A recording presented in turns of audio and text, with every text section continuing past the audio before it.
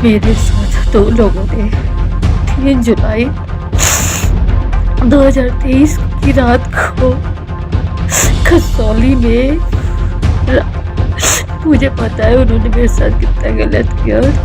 उन पे हैवानियत सवार थी, मेरे साथ बहुत उन्होंने अपनी एज का भी ख्याल नहीं किया। मैं बोल मेरे साथ बहुत गलत किया उन्होंने, जिसका नाम मैं आपको बताना चाहूँगी, जिसमें इस टाइम जिनके बारे में सोशल मीडिया पे बहुत ज़्यादा वायरल भी हो रहा है, Mohanlal Patauli and Rocky Mittal of जय बंगाल, जिसका नाम है। मुझे मारने की धमकी दी हुई है।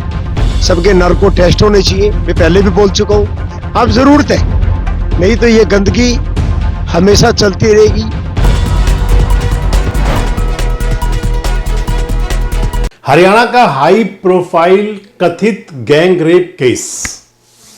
हरियाणा का कथित हाई प्रोफाइल यानी कि बड़े नेताओं को अपने घेरे में लेने वाला एक सामूहिक दुष्कर्म की एफआईआर बड़ी चर्चाओं में है आजकल। मैंने आपके साथ कई वीडियो उसके शेयर किए। आपने कल देखा होगा कुछ सोशल मीडिया प्लेटफॉर्म्स पर एक वीडियो वायरल हो रहा था, और वीडियो था उस कथित पीड़िता का, शिकायतकर्ता का।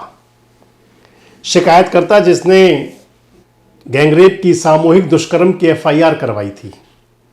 और उस वीडियो के बाद में, यानी कि जो शिकायतकर्ता का वीडियो था, आपको दिखाऊंगा छोटा छोटा पार्ट उसका भी, और उसके बाद में एक वीडियो सामने आया इस मामले के एक आरोपी जिन पर आरोप लगा, रॉकी मित्तल, गायक कलाकार, उनका बाद में आया।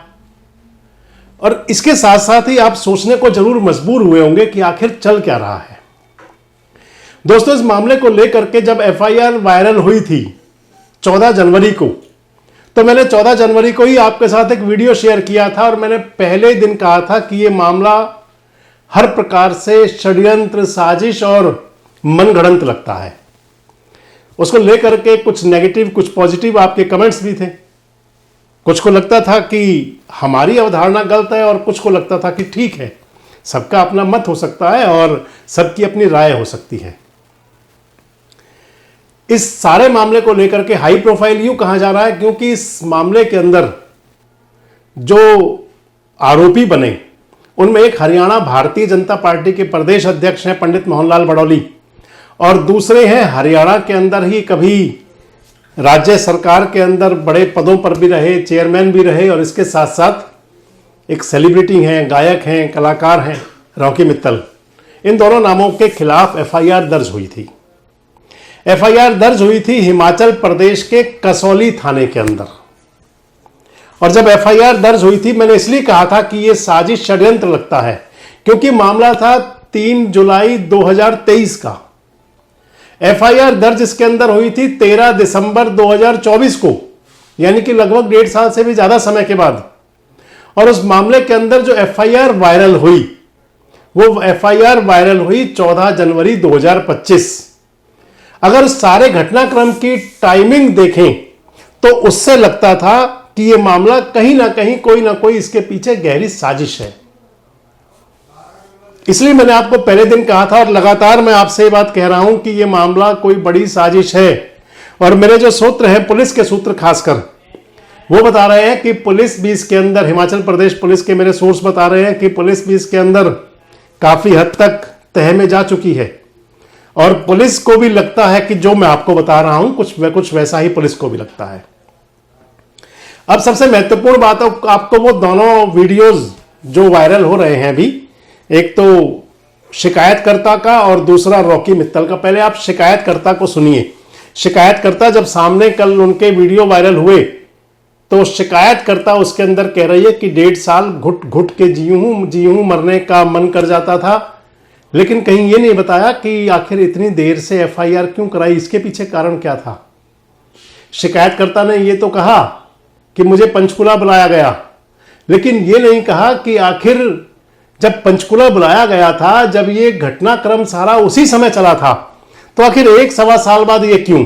मैं कहीं भी ना तो शिकायतकर्ता के लिए कह रहा हूं कि वो पीड़िता है या नहीं है, मैं कहीं इस मामले को ये नहीं कह रहा कि इस मामले में कहीं किसी प्रकार की शिकायतकर्ता की तरफ से, खासकर मैं कहीं नहीं कह रहा कि इस बात को लेकर के कि ये कोई ब्लैकमेलिंग, हनी ट्रैप या इस प्रकार का मामला है। मैं कहीं भी इसके अंदर ना तो क्लीन चिट दे रहा हूं शिकायत जिनको आरोपी बनाया गया है मोहनलाल बडौली और रॉकी मित्तल, और ना ही मैं ये कह रहा हूं कि वो दोषी थे। लेकिन सारे घटनाक्रम का जो इंसिडेंट बनता है, उसकी जो टाइमिंग है, उस टाइमिंग को लेकर के कई प्रकार के सवाल खड़े होते हैं। पहले आप सुनिए जो शिकायतकर्ता कल कह रही थी। मेरे साथ बहुत गलत हुआ। मेरे साथ 2 लोगों ने 3 जुलाई 2023 की रात को खसौली में, मुझे पता है उन्होंने मेरे साथ कितना गलत किया। उन पे हैवानियत सवार थी मेरे साथ बहुत। उन्होंने अपनी एज का भी ख्याल नहीं किया, मैं बोल भी नहीं सकती। बहुत गलत किया उन्होंने, जिसका नाम मैं आपको बताना चाहूंगी, जिसमें इस टाइम जिनके बारे में सोशल मीडिया पे बहुत ज्यादा वायरल भी हो रहा है, मोहनलाल पटोली एंड रॉकी मित्तल और जय भगवान जिसका नाम है। इन लोगों ने मेरे साथ इतना गलत किया, मुझे ही पता है, मैं नहीं आपको बता सकती, बट तो मुझे ही पता 1.5 साल से मुझ पे क्या बीत रही है या मैं कैसे जी रही हूँ।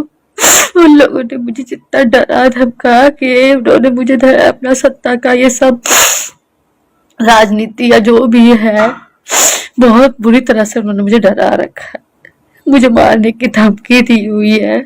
तो आपने सुना शिकायतकर्ता जो अपनी बात कह रही है, वो कह रही है कि 1.5 साल तक मैं घुट घुट के जी हूं, मरने का मन करता था और सामने भी आऊंगी। इस वीडियो वायरल के बाद सामने आए रॉकी मित्तल सामने पहले भी 2 बार आ चुके हैं। रॉकी मित्तल ने कहा इसके अंदर, रॉकी मित्तल कहते हैं कि इस मामले की सीबीआई जांच हो। रॉकी मित्तल कहते हैं कि ये वो समय है जब राजनीतिक गंदगी का पर्दाफाश और सफाया हो। कौन सी राजनीतिक गंदगी, एक बार सुनिए आप रॉकी मित्तल को। सबके नार्को टेस्ट होने चाहिए, मैं पहले भी बोल चुका हूं। अब जरूरत है, नहीं तो ये गंदगी हमेशा चलती रहेगी। ये वक्त है जब मामला उठ गया तो उस गंदगी को दूर किया जाना चाहिए। मेरे तो खुद बीजेपी से बहुत दिनों से अच्छे संबंध नहीं है, ये पूरे देश को पता है। प्लीज अपनी लड़ाई खुद लड़ो, मुझे बदनाम ना करो। यदि उच्च स्तरीय जांच हुई, जो रिकॉर्डिंग, जो मेरे पास सबूत है, यदि मार्केट में आए तो कई मुंह दिखाने के काबिल नहीं बचेंगे।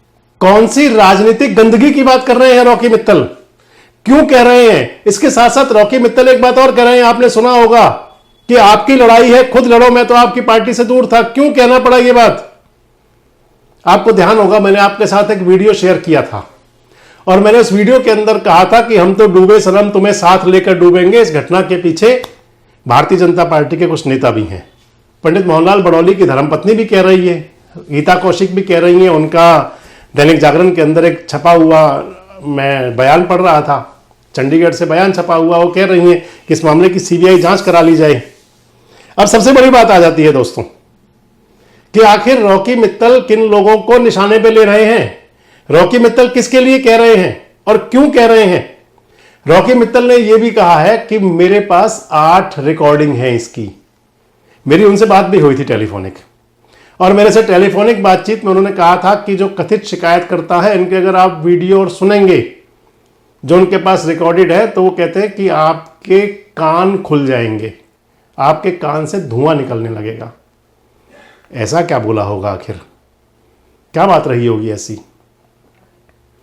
रॉकी मित्तल कह रहे हैं, सिस्टम पर सवाल उठा रहे हैं, भारतीय जनता पार्टी के नेताओं के बारे में कह रहे हैं कि इसके अंदर कुछ लोग हैं और अपनी लड़ाई खुद लड़ो। क्या समय नहीं है कि इसकी गहन और निष्पक्ष जांच हो? जो मैं आपको बता रहा था कि मेरे सूत्र बता रहे हैं हिमाचल प्रदेश पुलिस के कि इस मामले की तह तक काफी हद तक पुलिस जा चुकी है और पुलिस को भी लगता है कहीं ना कहीं कुछ ना कुछ तो हुआ है, कहीं ना कहीं कुछ ना कुछ तो है। और इसीलिए मैं आपको बता दूं कि शिकायतकर्ता भी एकाएक सामने आई थी। खैर, अब मामले को लेकर के वैसे तो आने वाले दिनों के अंदर पुलिस को चालान भी पेश करना है, लेकिन सबसे महत्वपूर्ण बात यह है कि सवाल वहीं आ जाता है कि आखिर साजिश और षड्यंत्र की बू क्यों आ रही है, और अगर साजिश और षड्यंत्र है तो किसने किया? क्या साजिश करना वाले और षड्यंत्रकर्ताओं का पर्दाफाश नहीं होना चाहिए? और सबसे महत्वपूर्ण बात यह है कि आखिर राजनीति के अंदर इस प्रकार का जो घिनौने कृत्य हैं, अगर जो व्यक्ति दोषी है उसको सजा होनी चाहिए, इसमें किसी को भी किसी भी प्रकार का किंतु परंतु नहीं होगा। और सबसे महत्वपूर्ण बात आ जाती है कि इंसिडेंट के समय की बात क्या थी, लेकिन अगर कहीं किसी पर कोई कलंक लगाने का प्रयास हो तो फिर उन लोगों का भी पर्दाफाश होना चाहिए। वैसे आपको क्या लगता है? आपसे फिर वही सवाल कि क्या आपको भी लगता है कि कोई षड्यंत्र, साजिश या फिर कुछ और? आपको क्या लगता है कि क्या प्रभाव तो नहीं है कहीं आरोपी पक्ष का, जिसको लेकर के ऐसी बातें कही जा रही हों? और सबसे महत्वपूर्ण बात, आखिर इस मामले का पटाक्षेप कब होगा? क्या मामले की सारी सच्चाई सामने भी आएगी और या फिर इसको कहीं दबा दिया जाएगा? कमेंट बॉक्स में जरूर बताएं। जुड़े रहें हमारे साथ, देखते रहें देश रोजाना। हमारे साथ जुड़े रहने के लिए सब्सक्राइब करें देश रोजाना के YouTube चैनल को और नई वीडियो की नोटिफिकेशन पाने के लिए बेल आइकन जरूर दबाएं। अगर आप ये वीडियो Facebook या Instagram पर देख रहे हैं तो पेज को लाइक और फॉलो जरूर करें और ज्यादा से ज्यादा शेयर करें।